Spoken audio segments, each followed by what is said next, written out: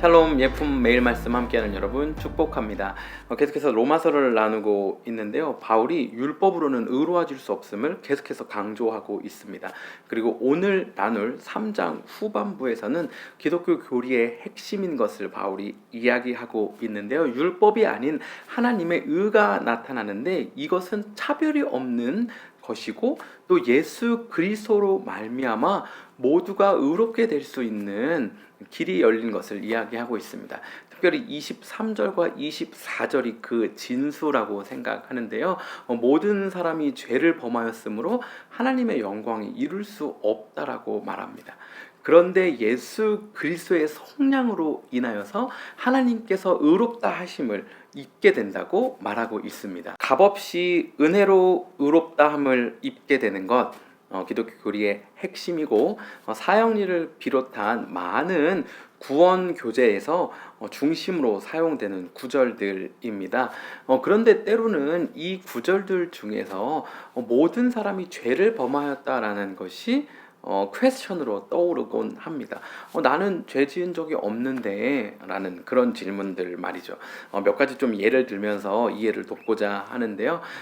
제가 신학대학원을 갔을 때 한 학기 기숙사 생활을 했는데요. 2명의 동기 형들과 함께 기숙사 생활을 했습니다. 그 중에 한 명 형에 대한 이야기인데요. 지금은 파주에서 개척교회를 잘 세워가고 있고 또 젊은이들이 함께 많이 모이는 아주 건강한 교회를 세워가고 있는데요. 이 형이 중고등부 때 수련회를 가면 기도 시간이 그렇게 괴로움의 시간이었대요. 중고등부 수련회를 보통 가면 이제 너희들의 죄를 회개하고 하나님을 만나야 된다 하면서 함께 막 기도하는 시간들이 있거든요. 회개하라 그러면 그 어린 친구들이 무슨 잘못이 그렇게 있는지 막 눈물을 흘리고 콧물도 흘리고 막 울면서 회개하는 시간들이 있거든요. 때로는 이 시간들이 아주 길어지기도 합니다. 제가 섬겼던 교회에서도 보통 기도회를 하면 저녁에 시작해서 다음날 새벽까지 막 기도회를 하곤 했거든요. 그런데 이 형은 이때가 너무 괴로웠던 게 아무리 생각해봐도 자기가 잘못한 게 생각이 안 나더라는 거예요. 근데 그도 그럴 것이 제가 형을 보면 딱 봐도 착한 PK 목사님 아들로서 착하게 자라온 그런 형이었어요. 뭐 주일날 학원을 가기를 하거나 음식을 사 먹거나 이런 것도 아니고 게임도 안 해, 나쁜 영상도 안 봐, 욕도 안 해, 성실하게 교회 생활하고 학교 생활하고 이런 형이니까 도대체 나는 무엇을 회개하나 이렇게 고민하면서 그 시간들을 보냈다고 하더라고요. 두 가지 정도만 더 예를 드리고 싶은데요. 제가 착한 아이였거든요. 물론 앞선 이야기의 형처럼만큼은 아니지만 참 좋은 아이였습니다. 그 좋은 아이가 이제 대학교를 갔습니다. 저도 좋은 아이였기 때문에 영어 과외도 하고 뭐 수학 과외도 하면서 용돈벌이를 제가 했어요. 그런데 학부만큼은 제가 등록금을 부모님께 지원을 받았거든요. 물론 제 용돈벌이는 하지만 뭐 등록금도 내주시고 또 제가 또 즐겁게 놀고 싶으니까 막 차도 사달라고 졸라서 차도 사주시고 막 이렇게 저는 대학 생활을 했거든요. 막 이곳저곳 놀러도 다니고 그렇게요. 그런데 제가 오랫동안 알고 지냈던 동생이 한 명 있었는데요. 제 1년 후배로 제가 다니고 있는 학교에 들어왔어요. 그런데 이 친구를 대학교에 만나서 교제하면서 제가 좀 부끄럽더라고요. 왜냐면 이 친구는 알바를 막 2개, 3개 하고 영어 과외를 하고 그리고 또 학교에서 장학금을 받고 막 이렇게 학교 생활을 하는 거예요. 열심히 하다가 장학금을 한번 놓치면 학기를 한번 휴학하고 막 알바를 4개, 5개 떼서 다음 등록금을 모으고 막 이렇게 학교를 다니는 거예요. 그러니까 착한 저였지만 이 친구를 보면 부모님께 죄송도 하고 순간 부끄러운 마음도 들고 이렇더라고요. 요즘 오은영 박사님이 하는 금쪽 같은 내 새끼 그 금쪽이 이야기를 종종 보시는지 모르겠어요. 우리 아이들 기르기 힘들다 이 시간 언제 지나가나 싶다가도 TV를 통해서 금쪽이 상황을 보면 안쓰럽기도 하고 안타깝기도 하고 기도도 나오고 하면서 우리 아이를 다시 보면 아이고 감사하네 하는 감사도 나옵니다. 그러니까 지금 무슨 이야기를 하려는 거냐면요. 우리가 죄인인 것을 인지하는 데 있어서 기준을 어디에 삼느냐가 중요하다라는 것입니다. 그냥 일반 대학생들 함께 먹고 놀고 있는 대학생들 사이에 저를 세워두면요.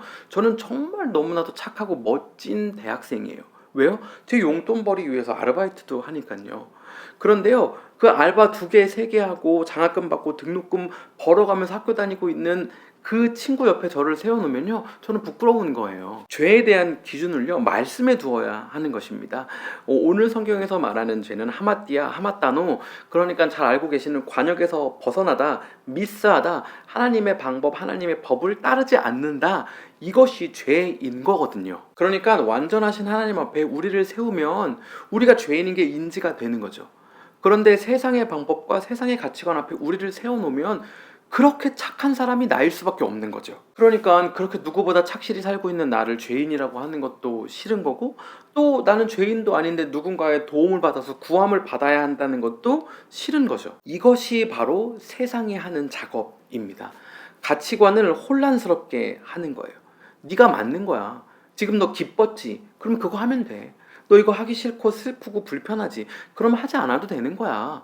라는 이 마음을 우리 가운데 심어주는 거죠. 외모, 돈, 명예와 같은 것들, 우리 삶의 복지와 안녕 같은 것들로 삶의 기준점을 바꾸는 거예요. 그리고 이 기준점을 조금 블러하게 만드는 거예요. 그래서 우리 이 정도면 괜찮은 거 아닌가? 우리 스스로 충분히 괜찮은 사람 아닌가? 내가 왜 죄인이지? 하는 마음을 갖게 만드는 거예요. 이것은 무슨 결과를 가져오냐면요, 하나님의 은혜가 필요하지 않게 만드는 거예요. 하나님의 의가 필요 없게 만드는 거예요. 그리고 예수 그리스도의 그 보혈과 은혜가 감사하지 않는 거예요. 왜요? 난 스스로 충분히 괜찮은 사람이니까요. 그런데요, 우리의 삶의 기준을 말씀과 하나님께 두면 둘수록 우리는 스스로 구원할 수 없는 죄인인 걸 인지하게 되는 거고, 그럼에도 불구하고 하나님께서 우리에게 베풀어 주신 그 보혈의 은혜에 감사할 수밖에 없게 되는 것입니다. 오늘 하루 사는 동안 우리의 삶의 위치나 환경이 바뀌지 않더라도 우리의 기준점을 말씀 위에 하나님 앞에 세워두어서 하나님께서 우리에게 베풀어 주신 그 은혜, 의로움, 그 예수 그리스도의 속량, 보혈이 지독하게 감사하게 느껴지는 그런 하루 보내면 너무나도 좋겠습니다. 그런 하루 보내시길 간절히 바라며 오늘도 샬롬입니다.